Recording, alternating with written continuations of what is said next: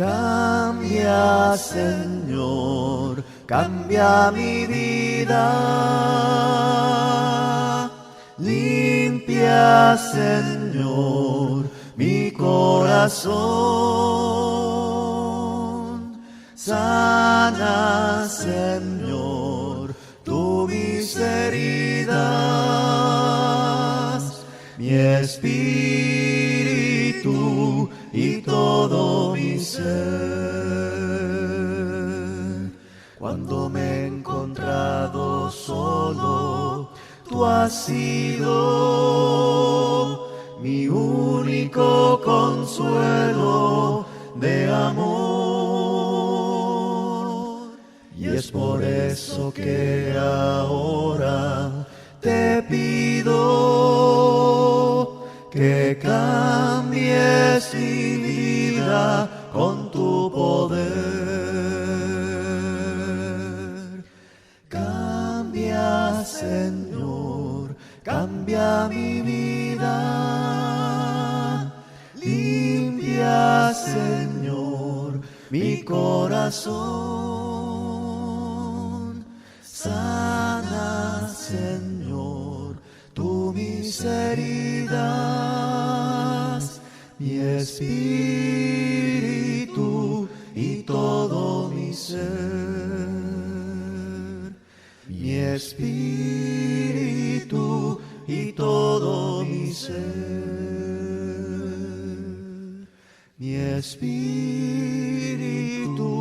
y todo mi ser. Como cristiano, usted y yo sabemos que nuestro mayor enemigo es el diablo y nuestro mayor problema es el pecado. La vez pasada estaba leyendo algunos artículos en donde se mencionaba que un cristiano no puede pecar después de haber sido salvo. Eso no es cierto cuando nosotros leemos las Sagradas Escrituras, sobre todo cuando notamos algunos ejemplos en la Biblia de ciertas personas que creyeron en el mensaje de la salvación o gozaban de la presencia de Dios en el Antiguo Testamento, pero cometieron errores que le costó arrepentirse o si no pagar por ello. De modo que uno puede ser un cristiano y estar expuesto al problema del pecado. Eso es lo que dice Santiago capítulo 1, siendo que esa carta fue escrita a cristianos. Para que nosotros podamos hacer un poco de memoria, recordemos así de paso el ejemplo de Simón el Mago, quien vivía en Samaria cuando Felipe fue a predicar el Evangelio en Hechos capítulo 8. Él quiso comprar el ministerio apostólico dándole dinero a los apóstoles. Sin embargo, la respuesta de Pedro fue: arrepiéntete de tu maldad. Cuando uno lee Hechos 8, versículo 13, dice que Simón creyó. De modo que Simón era un cristiano y después Pedro le pide que se arrepienta.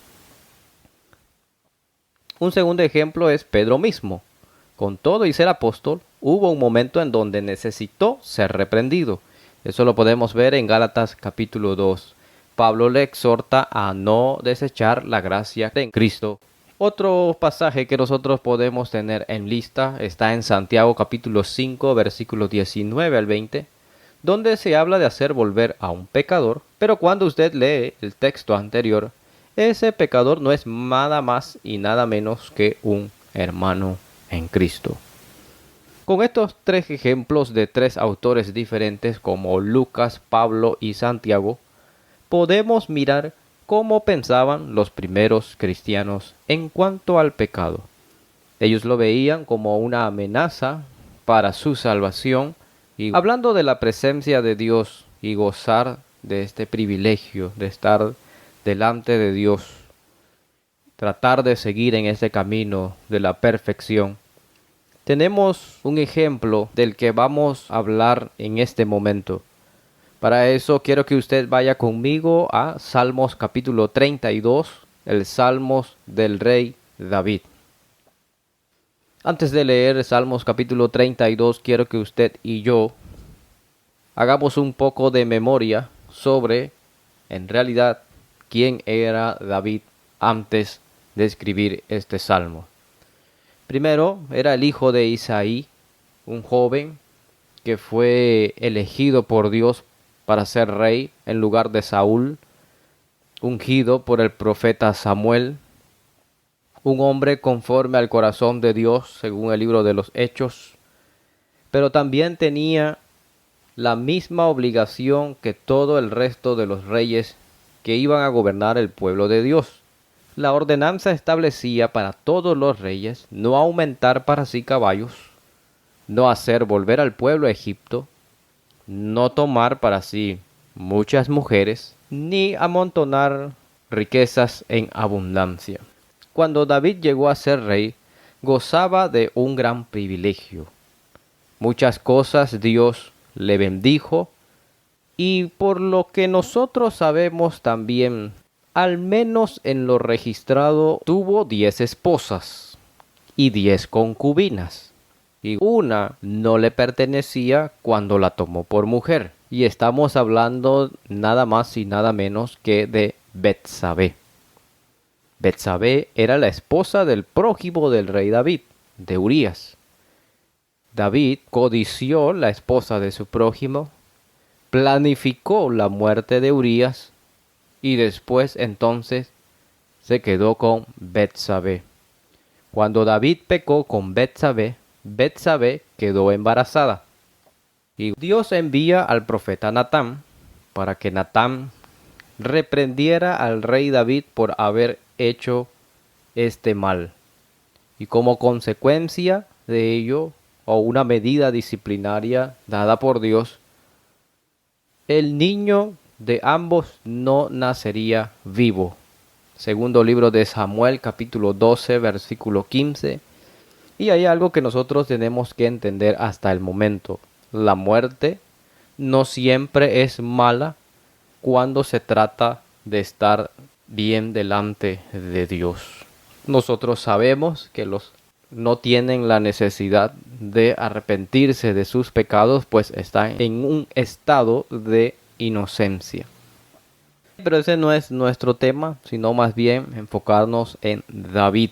De modo que en esos tiempos de angustia, entonces David, un hombre que gozaba de la presencia de Dios, escribe entonces el Salmos capítulo 32. Ahora sí, vea conmigo Salmos capítulo 32, donde el rey David dice: Bienaventurado aquel cuya transgresión ha sido perdonada y cubierto su pecado. Vea que habla del pecado, pero que el pecado puede ser cubierto, puede ser perdonado. Ciertamente todos nosotros, después de ser cristianos, hemos pecado. Hemos pecado como Simón, hemos pecado como Pedro, hemos por un momento sido tentados de dejar el camino de la salvación, el camino del cristianismo, tal como lo menciona Santiago capítulo 5. Sin embargo, el pecado aún puede ser perdonado en nosotros. Entendiendo esto, el único que puede perdonar nuestros pecados siempre será Dios. Ahora, si nosotros queremos saber, según este Salmos 32, qué uno necesita para acceder a ese perdón divino, necesitamos entonces leer el verso 5. Vea que el salmista ahí dice: mi pecado te declaré y no encubrí mi iniquidad. Y dije: confesaré mis transgresiones a Jehová, y tú perdonaste la maldad de mi pecado. Vea la humildad del rey David al declararle a Dios su pecado. Eso nos recuerda a la primera carta de Juan en el capítulo 1, versículo 9. Si confesamos nuestros pecados, Él es fiel y justo para perdonar nuestros pecados y limpiarnos de toda maldad. Si decimos que no hemos pecado, le hacemos a Él mentiroso y su palabra no está en nosotros. Ni usted ni yo, nadie puede decirle a Dios que no hemos pecado. Aún con todo y después de haber nacido del agua y del Espíritu, hemos vuelto a pecar en nuestras vidas. Estamos en el ejercicio cotidiano de la santificación. Pero si queremos apelar al perdón divino, hay algo que usted y yo necesitamos hacer diariamente. Juan dice en su primera carta, necesitamos confesar. La confesión aquí no es entrar a una pequeña habitación con otra persona del otro lado de una pequeña ventanita contándole nuestras faltas. Nosotros tenemos que ser sinceros, ser humildes, declararle a Dios cuáles son nuestros problemas. Puede que para algunos nuestros problemas sean los ojos, que es lo que ven. Para otros, nuestros problemas pueden ser lo que escuchamos. Para otro será a dónde vamos, qué hacemos con nuestras manos. O tal vez alguien tenga el problema de qué es lo que guarda en su corazón, qué es lo que piensa. Cuál sea el pecado, nosotros necesitamos declararlo ante el Dios perdonador. David cometió una grave fornicación, adulteró con la esposa de su prójimo. Necesitó ser corregido, pero él declaró su pecado a aquel que ve todas las cosas. Gálatas 6:7 dice: Dios no puede ser burlado. Todo lo que el hombre sembrare, eso también cosechará. Yo puedo engañar a mis hermanos en Cristo, tratando de profesar una vida santa delante de ellos, pero Dios, que conoce todas las cosas, sabe realmente la clase de vida y el estilo de vida que yo estoy llevando delante de sus ojos.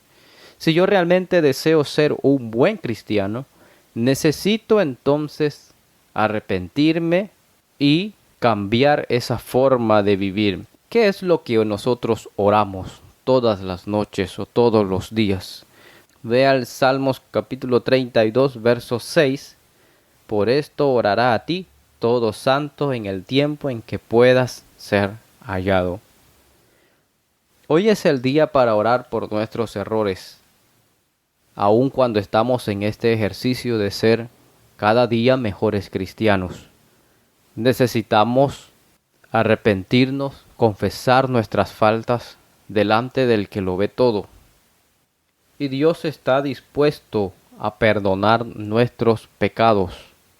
Como cristianos, usted y yo ya hemos gozado del perdón divino en las aguas del bautismo y recibir el don del Espíritu Santo, porque para nosotros también fue esa promesa. Pero para aquellos que todavía no han gozado de ese perdón divino, hoy es el tiempo también para hacerlo. No cargue con esa culpa, no acumule más errores del que usted no puede llevar. El Señor Jesús dijo: venid a mí todos los que estáis cargados y cansados, que yo os haré descansar. No crea que por ser cristiano usted no puede volver a pecar, ni porque usted está tratando de llevar una vida recta delante de los ojos de Dios, usted no está expuesto al pecado. Con mayor razón nosotros estamos expuestos porque el diablo trata de hacernos caer de esta decisión que nosotros hemos tomado. Este Salmos capítulo 32 nos ayuda y nos enseña que aun con nuestras faltas, cualquiera que hayamos cometido, después de ser cristiano, podemos restaurarnos si confesamos con sinceridad delante de los ojos de Dios nuestros errores y verdaderamente estamos arrepentidos. El verdadero arrepentimiento es cambio de mente, cambio de corazón y un cambio de voluntad. Es dejar de hacer lo que estamos haciendo y hacer lo que es correcto delante de los ojos de Dios. El arrepentimiento no es un comodín del que yo puedo pecar y después le digo a Dios: Señor, me arrepentí y ya esto es lo único que tengo que hacer. Recuerde Gálatas 6:7, Dios no puede ser burlado. Cambia, Señor, cambia mi vida. Limpia, Señor, mi corazón. Sana, Señor, tú mis heridas, mi espíritu y todo mi ser. Cuando me he encontrado solo, tú has sido mi único consuelo de amor. Y es por eso que ahora te pido que cambies mi vida con tu poder.